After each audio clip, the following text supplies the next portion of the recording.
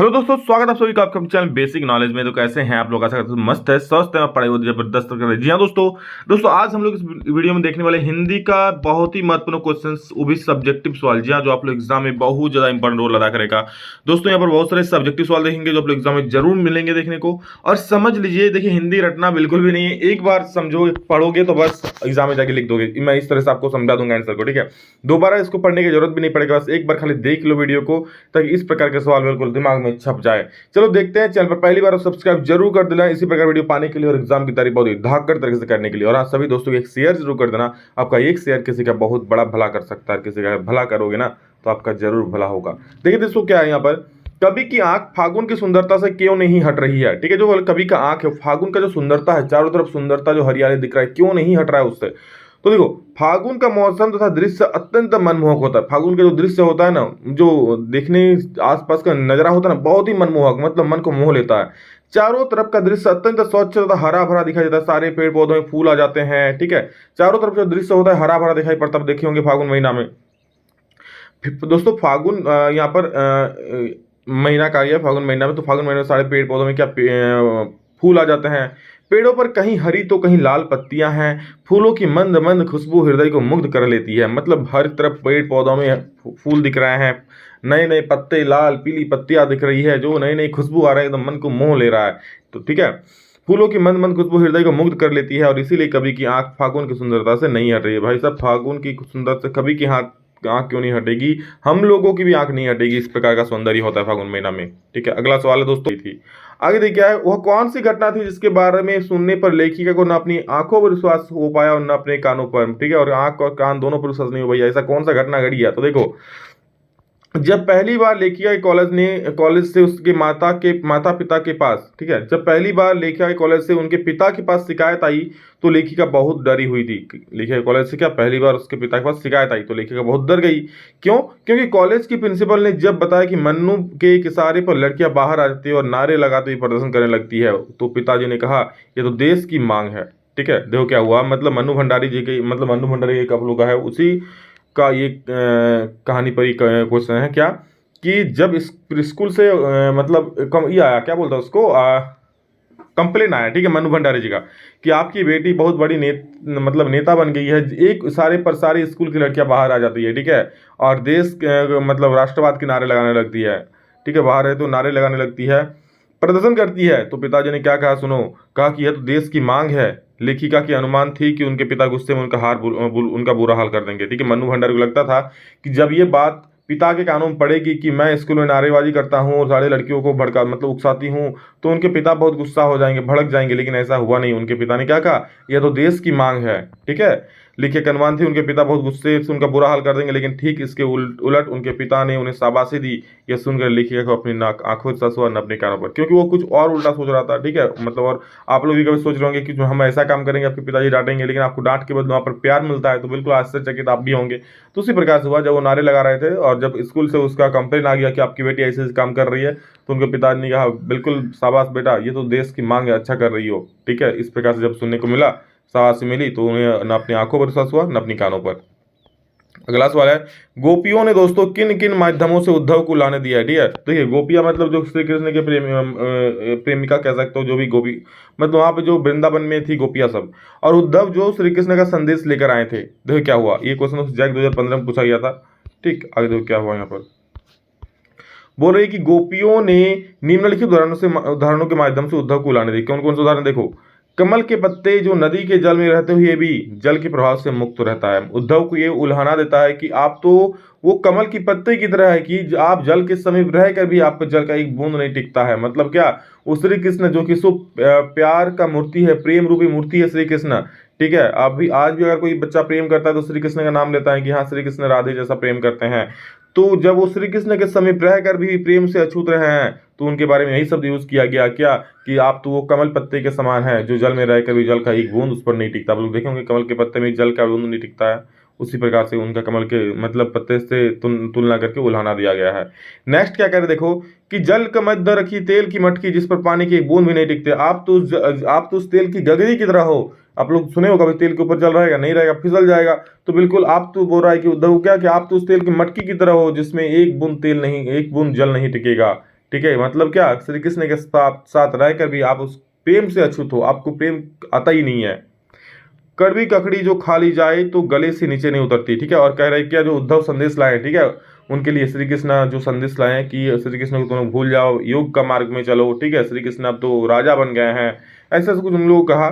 तो लड़कियां क्या कर रही कि ये तो आप कड़वी ककड़ी के समान, इससे अच्छा आप लोग कुछ हमें और ला देती, ठीक है, ये तो कड़वी ककड़ी, इतना इस तरह का बात सुनाए तो कड़वी ककड़ी, आपको जो ककड़ी खाते हो ना, खीरा, कोई देखता है कड़वी होती है, कितना तीता होती है, तो उसी प्रकार कह रहे हैं कि कड़वी ककड़ी के समान है आपका बात। प्रेम रूपी नदी में पांव डुबाकर भी उद्धव प्रेम से वंचित है। प्रेम रूपी नदी में पांव डुबाकर मतलब समझ रहे हो, श्री कृष्ण के पास रहकर, जो खुद प्रेम का सागर है, ठीक, उनके पास रहकर भी उद्धव इस प्रकार की बातें कर रहे हैं, उनको प्रेम का मतलब नहीं पता है। अगला सवाल है, कवि देव ने श्री ब्रजदुल्हा किसके लिए प्रयुक्त किया है और उन्हें संसार रूपी मंदिर का दीपक क्यों कहा है? बोला कवि देव ने श्री ब्रजदुल्हा किनके लिए प्रयुक्त किया है और ये उन्हें संसार रूपी मंदिर का दीपक क्यों है? देखिए, क्वेश्चन 2011 में पूछा था, 12 में पूछा था, 14 में पूछा और भी कई बार पूछा है, ठीक है। बहुत इंपॉर्टेंट, हर एक सवाल जो है ना बहुत इंपॉर्टेंट इस चैप्टर से। आप एक सवाल का तुलना कई सवालों से कर सकते हो, क्योंकि मैं समझा दे रहा हूँ ना, और समझ जाओगे ना तो एक सवाल अगर दूसरा घुमा कर भी आता ना तो उसका जवाब दे दो, इसलिए हर एक चीज को समझ लो। तो क्या बोल रहे, देव जी ने श्री ब्रजदुल्हा श्री कृष्ण भगवान के लिए प्रयुक्त किया है। क्या बोल रहे, श्री ब्रजदुल्हा किसके लिए प्रयुक्त किया गया है? तो श्री कृष्ण जी के लिए प्रयुक्त किया, भगवान श्री कृष्ण जी के लिए प्रयुक्त किया गया है। देव जी के अनुसार श्री कृष्ण उस प्रकाशमान दीपक की भांति है जो अपने उजाले से संसार रूपी मंदिर का अंधकार दूर कर देते हैं। देव जी ने क्या कह रहे हैं कि श्री कृष्ण उस दीपक की तरह जो अपने उजाले से संसार का पूरा अंधकार दूर कर देते हैं, अर्थात उनकी सौंदर्य की अनुपम छटा सारे संसार को मोहित कर लेती है, ठीक है, कर देती है। कह रहा है क्या, जो श्री कृष्ण भगवान जी है वो अपने उजाले से दीपक की तरह, जिस प्रकार दीपक रोशनी फैलाकर उजाला करता है, उसी प्रकार श्री कृष्ण के ज्ञान से, रोशनी से, उनके आशीर्वाद से पूरा विश्व, मतलब पूरा देश हम लोग का क्या, जो इस संसार है उसको संसार का अंधकार दूर हो जाता है, ठीक है। यानी उनकी जो सौंदर्य की अनुपम छटा है, उनका जो सौंदर्य वो देखते ही बनता है, उस संसार में हर एक किसी को मोहित कर देती है। अगला सवाल है, फसल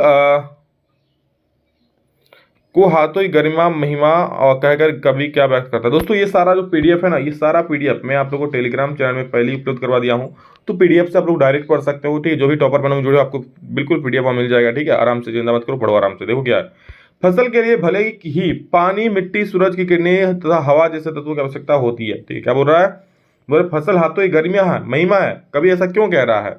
तो देखिए, फसल के लिए भले ही पानी चाहिए, मिट्टी चाहिए, सूरज चाहिए, सूरज की किरणें चाहिए तथा हवा जैसे तत्वों की आवश्यकता है, परंतु मनुष्य के परिश्रम के बिना ये सभी साधन व्यर्थ हैं। यदि मनुष्य अपने परिश्रम के द्वारा इसे भली प्रकार से नहीं सींचे, तब तक इन साधनों की सफलता नहीं होगी, ठीक है। जब तक मनुष्य परिश्रम नहीं करेगा, जब मनुष्य खुद से कोई फसल नहीं लगाएगा, उसको खुद के अपने हाथों से पानी नहीं सींचेगा जरूरत के अनुसार, तो फिर इन सब चीज़ों की कोई जरूरत नहीं होगा, ठीक है। फिर वो साधना सफल नहीं होगा, फिर फसल हमें प्राप्त नहीं होगा।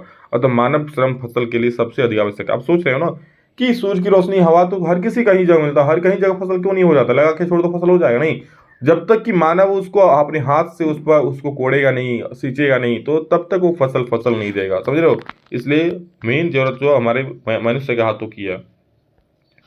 लक्ष्मण के स्वभाव की विशेषता लिखने वाला, देखिए लक्ष्मण के स्वभाव जो था वो निम्नलिखित विशेषता क्या क्या देखिए।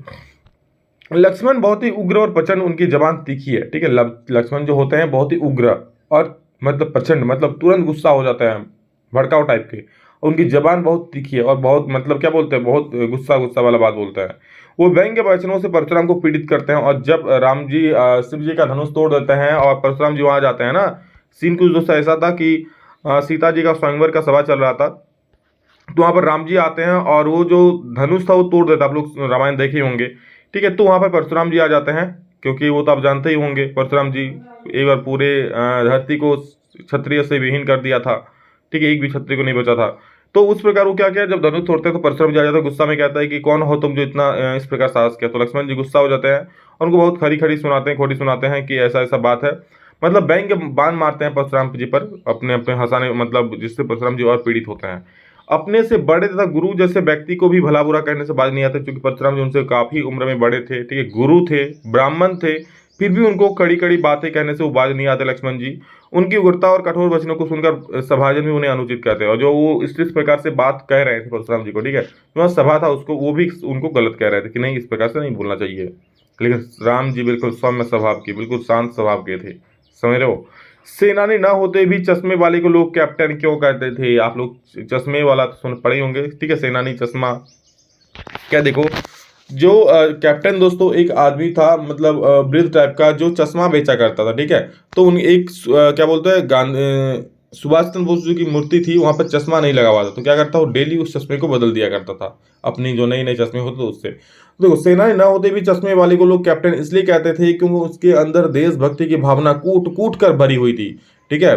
भले देश में जो लड़ रहे हो तो है ही, वो तो सर्वोपरि है, बट दोस्तों जो देश के अंदर भी रहकर देश भावना दिखाए ना, वो भी उसको भी कैप्टन कह सकता है। कैसे? उसके अंदर भी देशभक्ति की भावना कूट कूट कर भरी हुई थी। वह स्वतंत्रता आंदोलन में भाग लेने वाले सेनानियों का बहुत ही सम्मान करते थे, और जो स्वतंत्रता आंदोलन में भाग लिए थे उन सेनाओं का बहुत ही सम्मान करते थे। कौन? कैप्टन जो चश्मा बेचता था।